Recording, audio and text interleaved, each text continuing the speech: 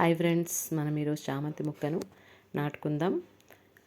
చామంతి మొక్క మనకు తెలిసినట్టుగా డిసెంబర్లో పూస్తాయి కాబట్టి 3 నెలల ముందు 4 నెలల ముందు మనం నాటుకోవాలి. దానికోసం నేను కొబ్బరి పీచుని తీసుకున్నాను.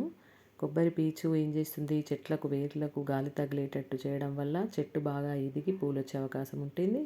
దాన్ని విడిగా చేసి ఆ కొబ్బరి పీచును విడివిడిగా చేసుకొని దాన్ని సన్నగా కట్ చేసుకోవాలి. మన కోకోపీట్ అవసరం లేకుండా నేను ఈ విధంగా ప్లాన్ చేశాను.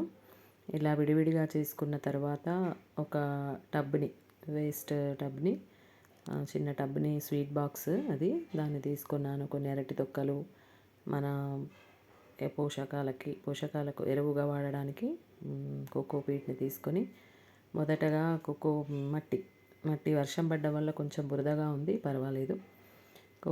కొబ్బరి పీచుని తీసుకొని ఫస్ట్ బాక్స్లో అడుగులో వేసుకోవాలి. బాక్స్కి కొంచెం చిన్న రంధ్రాలు చేసుకున్నాను.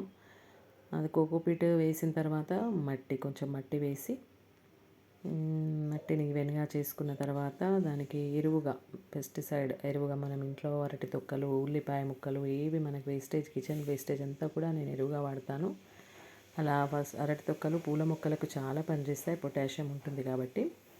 తర్వాత సన్నగా కట్ చేసుకున్నటువంటి కొబ్బరి నార పీచు వేసి మట్టిని మళ్ళీ ఒకసారి ఇంకొంచెం మట్టి మొత్తం దాంట్లో ఈవెన్గా పోసిన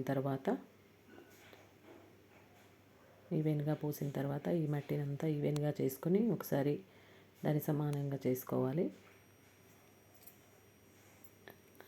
ఇప్పుడు మనం ఈ ఎల్లో కలర్ చామంతిని నాటుకున్నట్టయితే ఇప్పుడు ఏంటి, ఆగస్ట్ ఎండింగ్, మనం సెప్టెంబర్ ఫస్ట్ వీక్లో ఉన్నాం కదా. ఇప్పుడు మనం మొక్క నాటుకున్నట్టయితే చలికాలం డిసెంబర్ జనవరిలో మనకు పూలు వస్తాయి. ఈ మొక్కను జాగ్రత్తగా కాపాడుకోవాలి. కొంచెం మనకి ఇంట్లో ఉన్నటువంటి కిచెన్ వేస్టేజ్ అప్పుడప్పుడు వేస్తూ వాటి నీళ్లను మనం చెట్టుకు పోసినట్టయితే చెట్టు బాగా ఎదిగి పూలు ఎక్కువగా వచ్చే అవకాశం ఉంటుంది. Thank you friends.